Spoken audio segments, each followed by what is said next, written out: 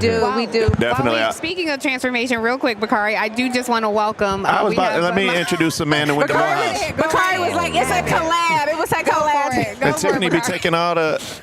You just go. Hurry up. Like it's Saturday mornings. Again. Welcome to my world. Welcome to my world. Treat me like I'm Andrew. Oh, my God, you guys, we love y'all. Don't be rude. Welcome back to the show. Tiff, now reclaim your time, Tiff. Young man from Morehouse College who is just exceptional in the amazing city of Montgomery. I love how we have the balance on this show. We have some people from the big city of New York, the Bronx, etc. The Boogie Down. The Boogie Down. And we also have people like Benny Thompson and Derrick Johnson. We now have the mayor of the amazing city of Montgomery who is that's growing leaps and bounds. Just won a re-election not that long ago. Yeah, man. Appreciate you. Man, welcome to the show. Congratulations. Welcome to the show. Yeah, no, Thank you for being here. They talk about this environment because you've kind of grown. It's amazing. We were talking to Mayor Baraka, the next governor of New Jersey, and he grew up in it. Yeah. And I kind of grew up in it as well. And you definitely grew up in it. Yeah. How does it feel to kind of grow up on your parents' knees, seeing all of these heroes and icons, and then coming to a something like this where you celebrate Jesse, you celebrate Fannie Lou Hamer, you celebrate now Kamala Harris still making history? What that feel like for you? Man, it's amazing. First, I want to thank everybody. Thank y'all for all the great work that you do. On behalf of the African American Mayors Association, all 500 plus African American mayors across the country from Seattle, where I ran into your dad. Yes, indeed. All the way to Savannah, we got mayors representing all the D9 and all the organizations, all that stuff. All those things. And so, I think when you come here and you think back to Reverend Jackson in 84, and we sit here in 2024, and you think about his speech and his run and all the things that happened since then, it is just emotional. I mean, I can't describe it. I remember being here in 96, so I'll date myself, when Clinton was running for a re-election, and Jesse Jr., they were the new Jacks on the block. Yeah. All those guys, and so, thinking about this energy that we have here is just, I almost want to say it's 08-ish, if I can say Very that. There's just a level of enthusiasm and energy that has just changed, and that is no disrespect to who I think has been one of the most transformational presidents in the last 75 years, and President Joe Biden.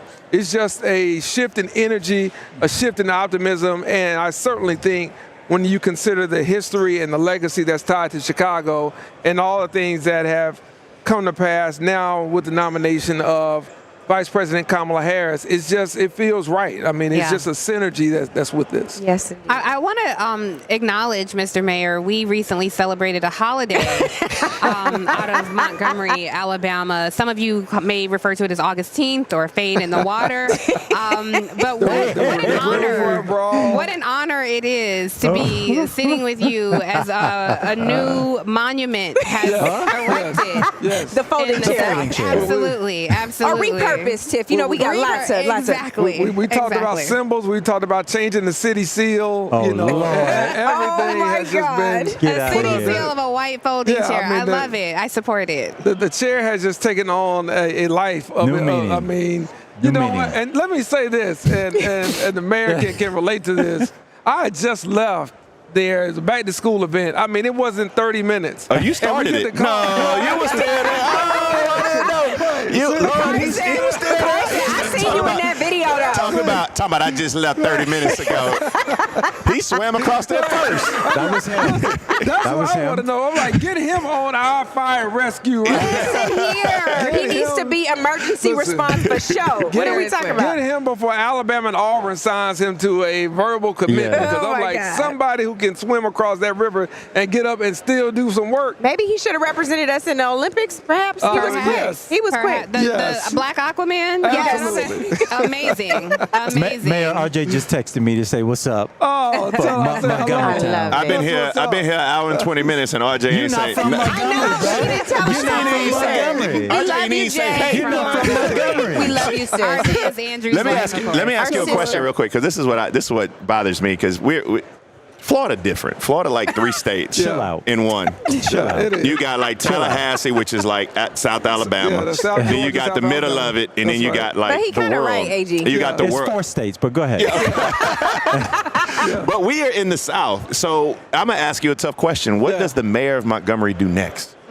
Oh, I man. like that question. That's a great Because it's hard in question. South Carolina or Alabama. Yeah. Good job, B. Yeah. It's the best question you asked all night. Good. Give Kay Ivey a run for her money. Give the governor. That's Yeah, that's we no, gotta we say not. Ivy's No, we problematic. not about to sit here and be a martyr. Right, Yeah, you that's know what I be what I'm telling saying? people. Be like, why don't you go back home and run against Lindsey Graham to Right. get beat by 20 points for y'all to laugh at me? Well, No, I'm like, we yo, would register never more laugh black at you, B. You've been breaking barriers a long time. We We would have. not laugh at you. You know with what? me? Look, listen. This brother was doing it way back when at 22. I'm like, who the hell is 22 running for state rep right out? Yeah. You know, Yeah. who got those kind of Chops. yeah? A Morehouse I'm man. saying, Yeah. a different one at Exactly. that. Morehouse man. But you know, I think when you're in states like ours, whether it's Alabama or it's Louisiana, Arkansas, we all talk about that as mayors. Like, you know, where can you give and where can you continue to serve? And, you know, is the tide coming to us next? Can we be the next Georgia? Can we be Yeah. that next purple Yeah. state? And I mean, I think the answer is yet to be seen. What I hope we get from this election is we get a movement, not a moment, of young people and working class people who really have not been voting for their interests, in my opinion, in parts of the South, to take a look at what Vice President Harris and what Governor Walz really are offering. And what my goal is to make sure they see the difference when you get beyond the personalities, when you get beyond just the cult of Trump, and when you get beyond all of those things, and you look at who's looking out for you Yeah. and who's really working for the people. So hopefully that opens up opportunities, whether that be at a statewide gubernatorial level, or whether it be at a senator's level, or whatever it may be, to take a look at, Andrew, what you did. I Yeah. mean, and to say, okay, this is how we do it. But I tell people this all the time who come for the civil rights trail. I said, look, you would have no Dr. King, you would have no Ralph Abernathy without money, without resources. Yeah. So anything you want us to do is going to take investment. It's going to take time. Warnock and Abrams and everybody else showed us that in Georgia. You got to invest in the South. I mean, we've got the foundation. Mississippi is probably the one that's really the closest. Agreed. Yeah, they are the When you closest. look They, at they that. got the highest BVAP. Right. Crazy. Yes. North Carolina BVAP only 22, and it's purple. Florida's Yeah. is 13. 13. 13% Wow. of the population, Yeah. 12%, 13% of the population of the state is black. And that's why. How I much think is the brown? South, How much is brown? Though? unfortunately, brown in Florida doesn't necessarily tell the Right. story. Sometimes that Yeah. counts as white. So Exactly. it's a complicated narrative, So complicated. but we as black elected officials who in many cases aren't necessarily representing majority black constituencies or not overwhelming majority black Yeah. Very constituencies, true. have the ability to, I think, reach places and cause people to think beyond what the recesses of their minds are telling them are their biases against us. And I think part of the charge, Jamal, you do this where you are. I know Bakari, Mayor, you have to move people beyond what feels a little uncomfortable for them so that they can see you in your humanity. Yeah. And that when I make education good for my kids, I make it good for yours. When the streets are safe for my kids to walk and play in, so are they for yours. So Yeah. our priorities aren't so different. Dr. King tried to help us find common cause with each Yeah. other across race barriers and even across economic ones to see what we share in common. And I just think as we sit here in Chicago, so many people have forgotten these areas of common cause, have thrown them to the wind. And I think it's incumbent upon us, our generation, this generation of young people, I think, to find a third way that leads us back into positions of leadership, not for the purposes of us making history and climbing new barriers, but for the case of delivering something to people that has felt aloof, like Wow. unachievable. There is love that. one person who hones in on that message better than most, who I actually put in the same category as a Ralph David Abernathy or Dr. King or Judy Richardson or those people who were talking about the same plight that you're talking about. And that's somebody we don't acknowledge enough, but that's the Reverend Dr. William Barber, somebody for who, sure. Yes, he's someone I saw who him earlier. actually, Is he here? Yeah. Is he We coming ought to on? try to get him. I don't know. We should try to get him. But He was you're walking right. into the hotel. He has revived. he's revived that Poor people's message of campaign. how poverty can really draw some similarities. The funny part is in South Carolina and Denmark, my dad used to tell the story about the couple who would go to the grocery store on their tractor, and they would ride on their tractor, and they were just dirt poor, but there was some level of comfort they felt in just being white. That they still felt as if they were better than you, although they literally rode to the grocery store on their tractor.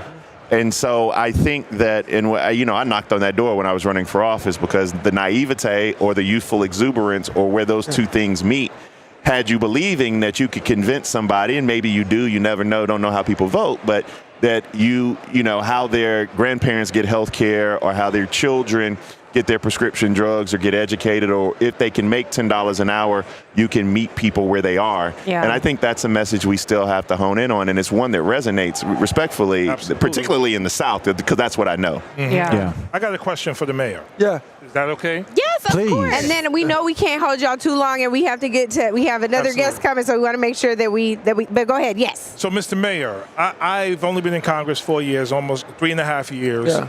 And I'm very interested in the local implementation of federal policy. Yes. So when we pass a piece of legislation and we appropriate dollars to local mayors, can you speak a little bit about, one, how you make decisions in terms of how that money is spent and invested, number one, but then also speak to the collaboration that's necessary or lack thereof with the county that you're in, with the state that you're in, etc. Or a governor who rejects the federal, right? Correct. Because in my district, there's been a lot of frustration around, okay, we just allocated X millions or billions of dollars. Why is it not getting to the black and brown folks in my district in the way that it needs to? Can you speak a little bit to that? Yeah, if it's not getting to the black and brown folks and the people who need it, it's because you need the leadership that values them. That's right. You need the leadership that is prioritizing them. One of the things that we highlight about President Biden and Vice President Harris is that with the ARPA dollars, they came straight to the counties and straight to the cities. So a lot of us that are in conservative-led states with legislators, we would have never gotten that money to community violence intervention programs, hospital intervention programs, education after-school programs. When you think of small business support, we would have never gotten that money directly where it's needed. And we had pushback from legislative forces, but the money was coming to the county. Even talking with Sylvester Turner in Houston, I was amazed somebody who had been in the legislature, then served as a major city mayor, was having the trouble he was having in a city like Houston, in a county like Harris County, right? Texas. But when you think about what this administration was allowed us to do, it allowed us to have the autonomy and the control to prioritize those things in the hood that we knew needed the help and needed the support. If it's not getting there, it's because those elected officials don't have the chops and don't have the mettle to stand up and say, these communities have been left behind far too long. They get caught in the bureaucracy and the red tape, and then by the time you look at it, there is no tape. And so they don't get any help. So what we were able to do was to say, you know what, we believe in equity. We're going to be unapologetic in our approach to this. We know who suffered the most from COVID.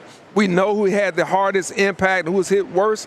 So this is what we're going to do. And I feel like as African-American mayors in this generation in particular, coming on the heels of those that came before us, we have a responsibility, we have a debt to make sure that we are just as intentional as a Harold Washington was many years ago, and others were in assisting, Maynard, no question, in assisting our communities directly and making the case. You cannot assume or hope or wish or pray that that money and those funds are going to be there in some other administration unless you make it so. And that's what we have as the chief executive officers of cities and communities. Absolutely. Yes, we really appreciate all you all's time today. It has been fantastic to be here with you. Can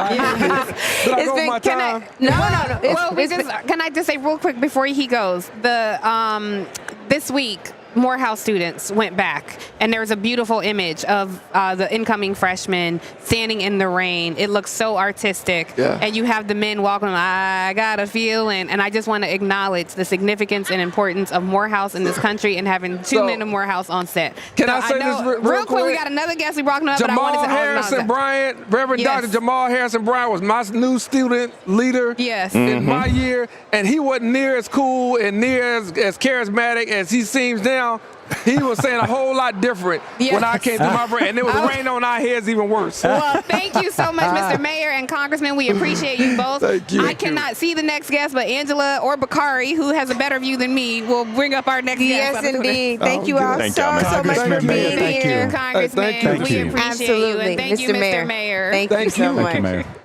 All right, so The Jamal, mayor thank don't you. want to leave, Angela.